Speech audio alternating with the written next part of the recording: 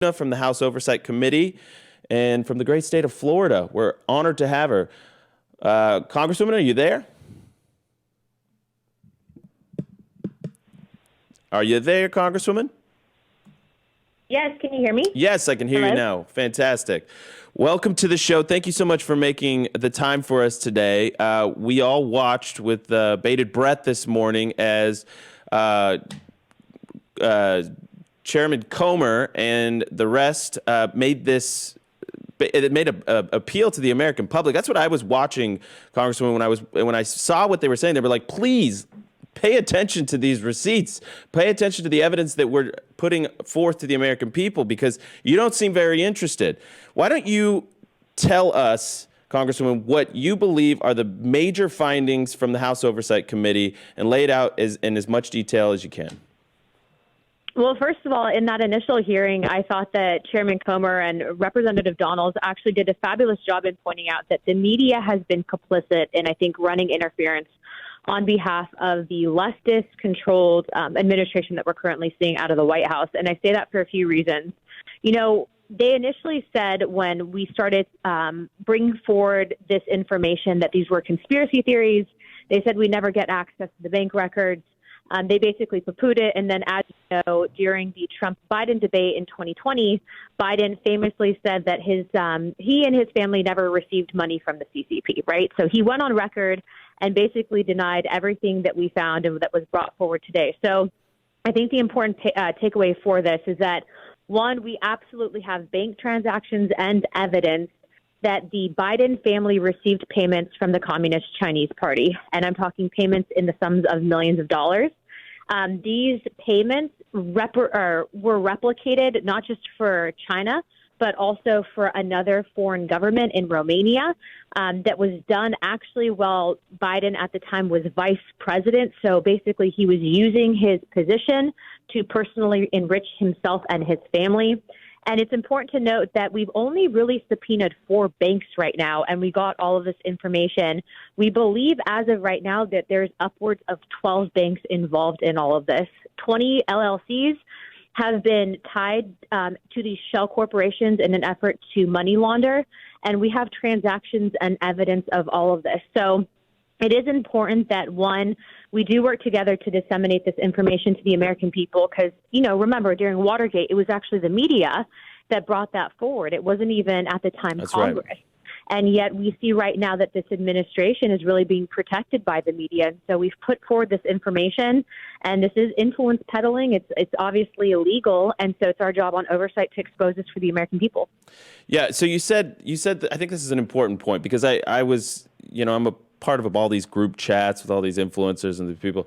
And, you know, part of, I would say, one contingent within these chats were people saying, we knew all this. We knew all this already. You know, what's the big news? You know, Comer hyped this up, starting on Sunday with Maria Bartiromo's show.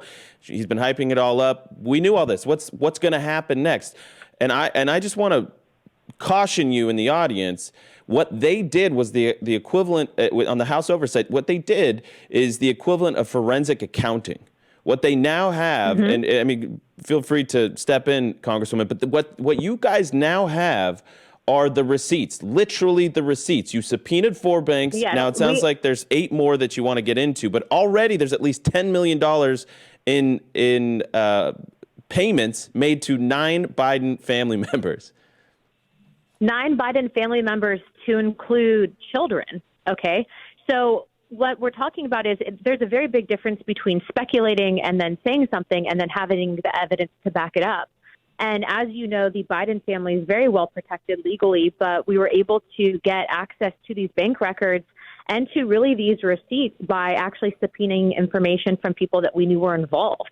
And so what we're finding now is not only did this family on multiple occasions lie to the American people, but it's important to note that when you're looking at it from a foreign policy perspective, when you're wondering why it is that this administration seems to be doing nothing except enabling China, meanwhile, we are literally hemorrhaging finances right now, and our country is now, according to an article that I saw yesterday on a well-known news outlet, we are obviously in a very, very bad place economically speaking. You know, we have proof of this, and it's even more alarming to see that this is not just China involved. They did the exact same thing with the government of Romania, and we have evidence of that. And so we brought the receipts. What happens next is this has been something that I think Congress has for a number of presidents had issues with in the past. And so we're going to be working on writing the legislation to ensure that this never happens again. But we are not the DOJ. And if the DOJ would get off their butts and do their jobs, I think that you would actually find that there'd be multiple people from this family being arrested. Yeah, it's such a good point. I mean, this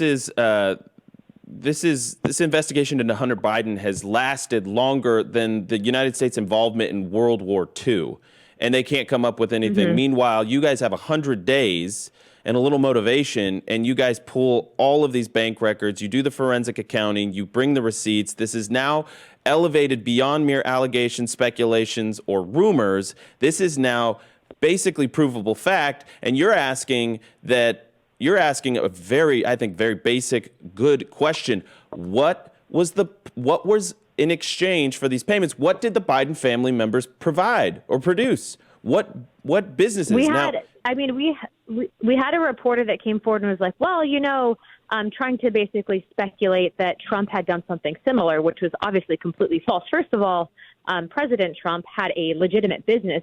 The point is that the Biden family, Joe Biden, has never had a legitimate business.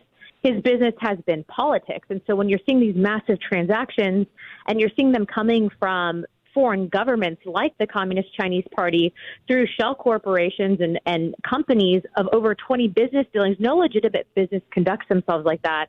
And this is only 2 countries. We do speculate that there's a third country involved, but I'll wait on touching on that until we can get more evidence. Interesting. Nice little tease there. I want to play. You mentioned Byron Donalds. I want to mention, bring up this clip from him. I thought he did a phenomenal job from the podium because, Comer had to sort of lay out the big picture stuff, and then a number of the House Oversight members came up and sort of highlighted different aspects of it. And as soon as Byron got to the podium, I was like, man, he brought in some crystal clear thinking right there. Let's play cut 78, Byron Donalds talking about how this serves no legitimate purpose. 78. Cycling through this many companies serves no legitimate purpose.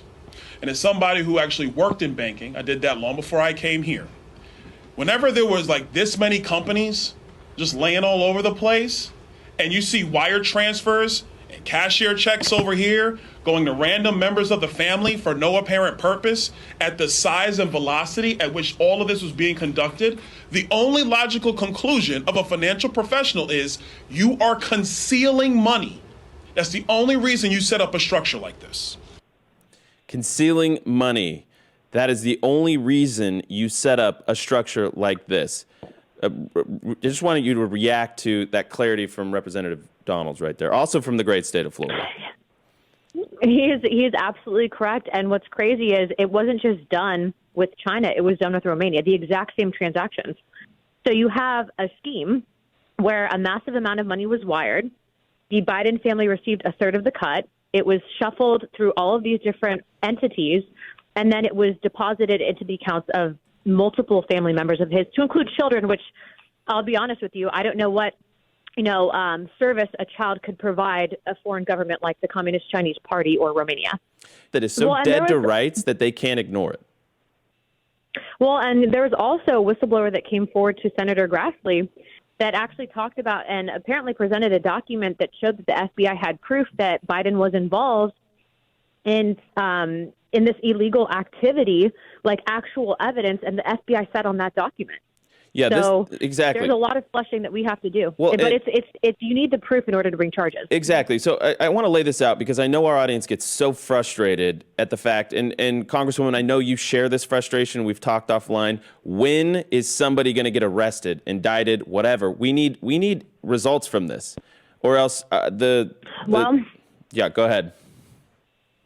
Well, like I've said before, the only thing that we can do from our perspective in Washington is bring forward the evidence and showcase it to the American people. But we don't have, we're not prosecutors, right? And that's important to remember. The DOJ has to pick up this mantle. And so I do believe that you're seeing it right now.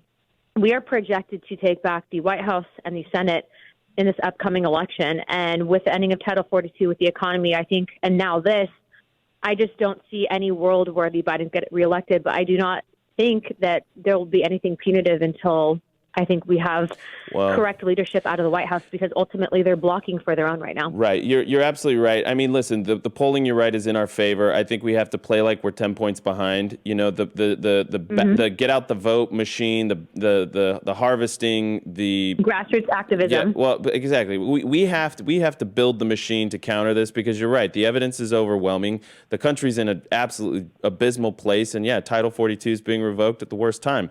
So everything's fine. What can we say? Congresswoman, thank you for your time today and bringing the receipts. Thank you for all your hard work on the Oversight Committee and everything else that you're involved in. We will have you back soon. That much I can be sure of.